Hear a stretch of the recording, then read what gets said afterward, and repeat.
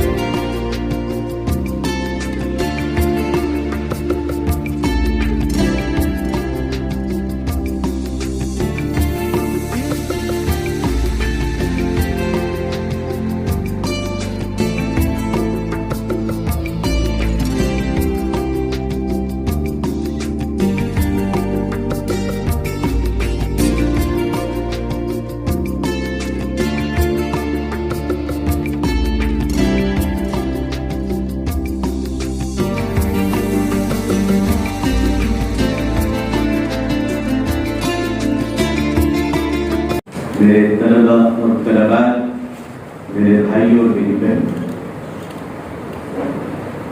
اس institutions کے عہدے رہا میرے دوست جناب عبدالمنان شیخ صاحب، ان کے لائق اور کامیاب صاحبزادے جناب عبدالسبحان صاحب، میں انہیں آج کینیڈا کلچرل آرگنائزیشن کی طرف سے بہتر تعلیمی خدمات کے اعتراف میں ملنے والے ایوارڈ کے لیے مبارکباد پیش کرتا ہوں۔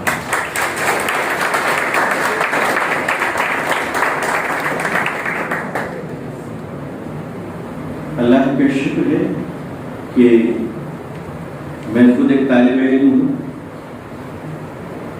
اور آج میں آپ سے مخاطب ہوں تو ایسا لگ رہا ہے کہ پرانا مریض نئے مریض کو کچھ بتانے جا رہا ہے۔ آپ سب کو اللہ تعالیٰ بہت خوش رکھے، بہت کامیاب بنائے۔ ہمارے اندر ایک فکر ہونی چاہیے اور وہ فکر یہ ہے کہ ہمیں اپنے آپ کو ضائع نہیں کرنا ہے انشاءاللہ۔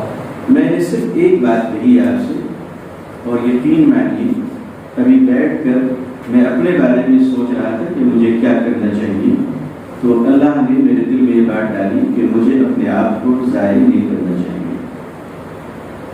اللہ نے ہمیں بہت قیمتی بنایا ہے، بہت قیمتی بنایا ہے۔ انسان جس دن اپنی قیمت کا اندازہ کر لے گا، اللہ کی عزت کی قسم وہ اپنا ایک سیکنڈ بھی ضائع نہیں کرے گا انشاءاللہ۔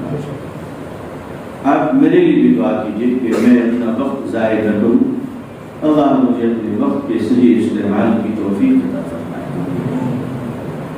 اپنی قیمت کو پہچانیے، آپ بہت قیمتی ہیں۔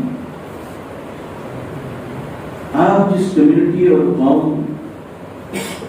سے آتے ہیں اس قوم کو عالمی سطح پر بڑی چیلنجز کا سامنا ہے۔ جس کے گھر میں اس کی ماں سسک رہی ہو، تڑپ رہی ہو، اس کی اولاد باہر گیم نہیں کھیلا کرتی۔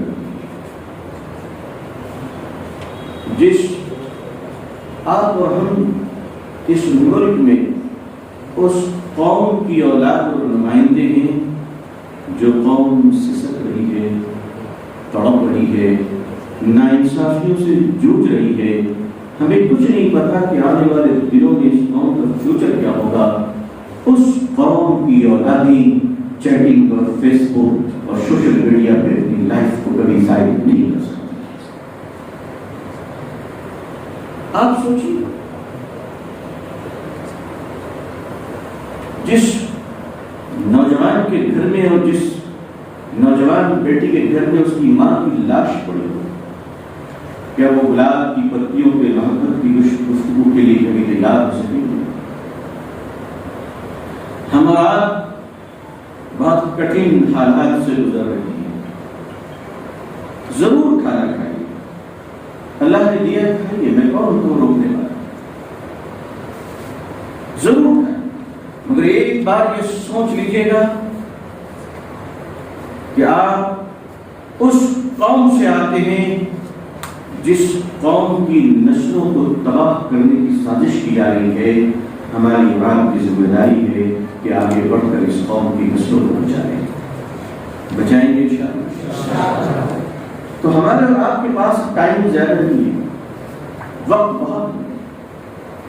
بہت تھوڑا وقت ہے اور بہت کچھ کرنا ہے.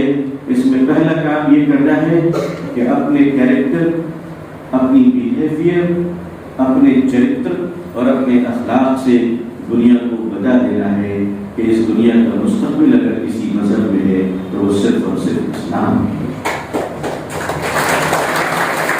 Because we have among us a very noted personality whom I have heard him, whom I have seen.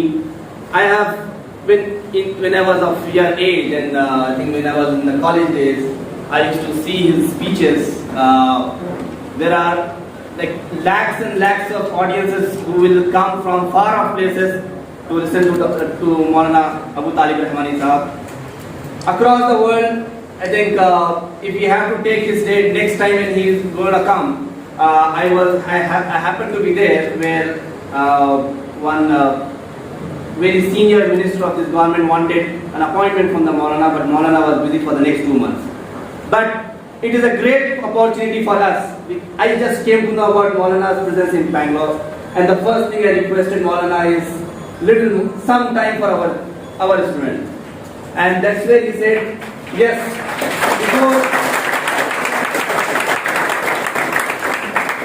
before I'm heading to the airport, I will visit your institution and speak to the students. And I think this is a great honor for us because across the world, let it be Russia, China, Indonesia, and everywhere, there is a great following which Maulana has now. He is a national spokesperson of Muslim Personal Law Board. He is a great thinker. He is a great visionary. He is a great leader of this community. In every possible way, he has led us in the right path, and I am very honored to call him over the stage and call him over the podium now to speak to these young minds, by which I think my life changed because of many thinkers like Maulana. I hope there is going to be a major change in your life with this speech of Maulana.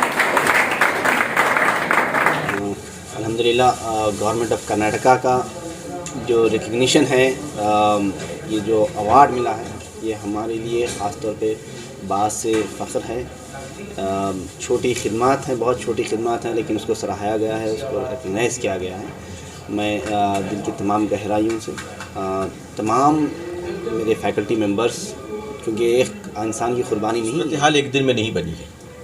ہماری مستقل بے حسی، ہماری قیادت، بکی ہوئی قیادت اور خاموش اور گونگے لوگوں کی وجہ کر آج اس پوزیشن پر ہم آپ پہنچے ہیں. ظاہر سی بات ہے یہ دلدل ریت کے چند بوریوں سے پاٹا نہیں جا سکتا، اور ہم اس وقت جگتے ہیں جب آدھے سے زیادہ مکان جل چکا ہوتا ہے. اب ہمیں شروعات وہیں سے کرنی پڑے گی جہاں سے ہم چلے تھے. کھونے کو اب ہمارے پاس بہت کچھ نہیں ہے. پہلی بات یہ ہے کہ ہمیں اپنے مساجد کا استعمال اسلامی شریعت کے دائرے میں بڑے پیمانے پہ کرنا ہے. یہ جو ہم لوگوں نے اس ملک میں اپنے مسلک کا تعارف کرایا ہے، اپنی جماعت کا تعارف کرایا، اپنے پیر کا تعارف کرایا، اپنے مدرسے کا تعارف کرایا، اسلام کا تعارف کب کرایا ہم نے ہم لوگوں پر بڑی ذمہ داری ہے کہ ہم اپنے مذہبی مقامات کا استعمال اس طریقے سے کریں جس طریقے سے شریعت نے ہمیں حکم دیا ہے. انسانیت کے لیے دروازے کھولنے پڑے گی ہمیں. ہم نے اپنی کھڑکیاں بند رکھی ہیں. مسلم پرسنل لا بورڈ ایک متحدہ پلیٹ فارم تھا ملت کا، جو اس کی آج کا لفظ کیوں کہہ رہے ہیں آپ؟ ہے الحمدللہ موجودہ دور میں اسے بھی تقسیم کر دیا گیا ہے. بالکل تقسیم نہیں ہے. آل انڈیا مسلم پرسنل لا بورڈ منسوب الاسلام ہندوستان کا واحد ادارہ ہے ماشاءاللہ، جس میں دیوبندی، بریلوی، اہل حدیث، شیعہ، سنی، بہرا سارے لوگ متفق ہیں، اور یہی ایک آواز ہے. ہاں ہم کمزور ضرور ہیں، ہمارے پہلے کی قیادت زیادہ مضبوط تھی، اب وہ دنیا میں نہیں ہے، لیکن موجودہ جو قیادت ہے الحمدللہ وہ بہت مضبوط ہے. ہاں آپ ان کے پیچھے ہم جیسے چھوٹے لوگوں کہہ سکتے ہیں کہ ہم کمزور لوگ ہیں. تو قیادت کے فقدان کی خانہ پوری کیسے ہو؟ دیکھیے قیادت آسمان سے اترتی نہیں ہے. قیادت ہمیں اعتماد کی بنیاد پر وجود میں لانی پڑتی ہے. جس دن ہم آپ پر بھروسہ کر لیں گے اور آپ ہمارے بھروسے کو بیچنا بند کر دیں گے، انشاءاللہ آپ قائد بن جائیں گے. اس بات سے انکار نہیں کہ جس وقت کوئی آواز اٹھتی مسلم پرسنل لا بورڈ سے تو ایوانوں میں ہلچل پیدا ہو جاتی تھی. آج بلدیہ پر بھی اس کا خاصا کوئی اثر ظاہر نہیں ہو پا رہا ہے، کیا سمجھیں گے مولانا اس سے؟ 70 سال گورنمنٹ چلانے والے کانگریس پارٹی کے لیڈروں کا اثر کیا پڑ رہا ہے؟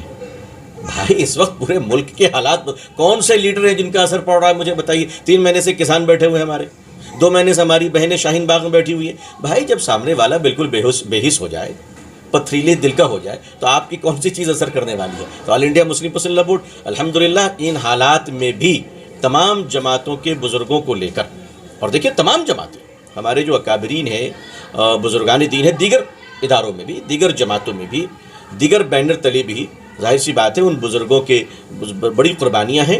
حالات نازک ہیں، ان حالات میں بھی لوگ کام کر رہے ہیں. میں اپنے بڑوں کا اور دیگر تمام جماعتوں کا، ملی اداروں کا بہت شکر گزار ہوں کہ اللہ جزائے خیر دے. اور میں یہ اپیل کرتا ہوں کہ اب ہمیں اپنے مساجد اور مدارس کے خدمات کو وسیع کرنے پڑیں گے. پہلے کرنا چاہیے تھا، نہیں کیا، اب کر لے کم از کم.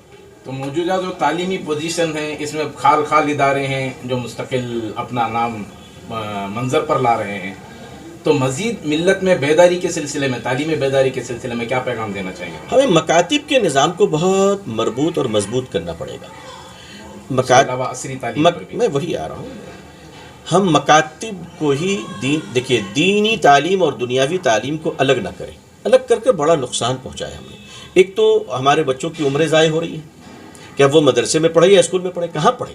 اب مدرسوں کی بھی تعلیم 8-10 سالوں سے کم ہوتی نہیں ہے. 10 کمپلیٹ کرنے کے لیے بھی 10 سال کی ضرورت ہے. دیکھیے دنیاوی تعلیم اور دینی تعلیم یہ دونوں کو الگ کرنا ہی بہت بڑا فتنہ ہے.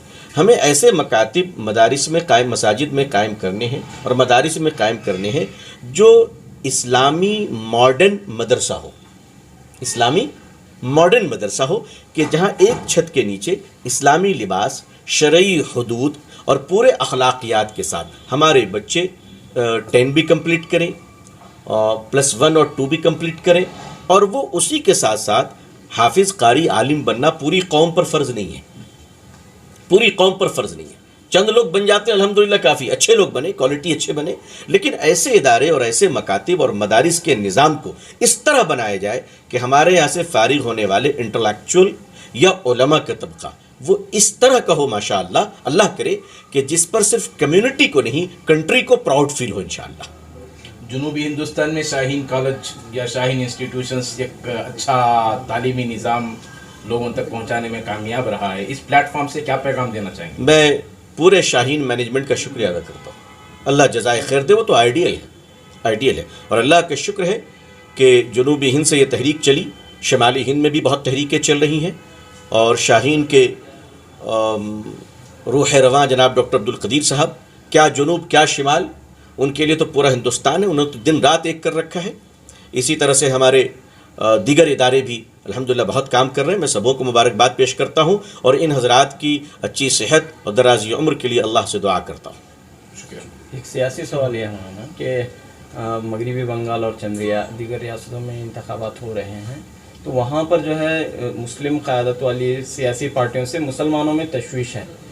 کیسے اس تشویش کو دور، سیکولر اور مسلم پارٹیوں کی وجہ سے سیکولر ووٹوں کی تقسیم کا خدشہ ہے؟ ہم کوشش کر رہے ہیں کہ سیکولر ووٹ تقسیم نہ ہو. اور بنگال میں آنے والی حکومت میں اب چونکہ الیکشن کا اناؤنس ہو چکا ہے، کوڈ آف کنڈکٹ لگ چکی ہے اور مجھے یہاں سے سیدھا کلکتہ ہی جانا ہے، تو میں اتنا ہی کہہ سکتا ہوں کہ لوگ اپنے ووٹ کو صحیح سے استعمال کریں اور جم کر ووٹ دیں. اور میں ایک ہندوستانی ہونے کی حیثیت سے ہم اپنی پوری کوشش کریں کہ ہمارا ووٹ صحیح جگہ پہ استعمال ہو. یعنی کنفیوژن دور کرنے کے لیے کوئی پہل ہوگی آپ کی طرف سے؟ نہیں، کنفیوژنس نہیں. بنگال کے ہر کمیونٹی بہت اویئر ہے ماشاءاللہ. بالکل وہ بہت اویئر لوگ ہیں.